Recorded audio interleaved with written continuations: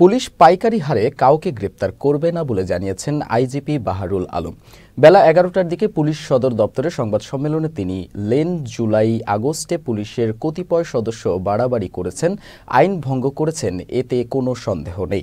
৫ আগস্টের পর পুলিশ অত্যন্ত চ্যালেঞ্জের সম্মুখীন হয়েছে উল্লেখ করে মহাপরিদর্শক বলেন, এদেশের আইন শৃঙ্খলা পরিস্থিতি নিয়ন্ত্রণ করা প্রধান দায়িত্ব। পুলিশের মনোবল ও আত্মবিশ্বাস ফিরিয়ে আনতে কাজ চলছে।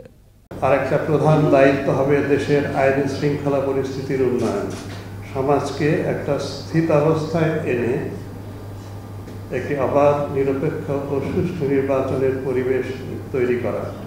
এই লক্ষ্য অর্জনে আমি আপনাদের সকলের সার্বিক সহযোগিতা কামনা করছি।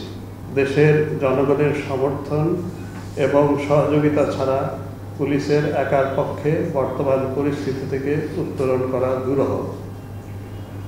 অপরাধ দমন এবং আইন শৃঙ্খলা রক্ষায় আমি সবিনয়ে দেশের জনগণের আন্তরিক সহযোগিতা প্রত্যাশা করছি।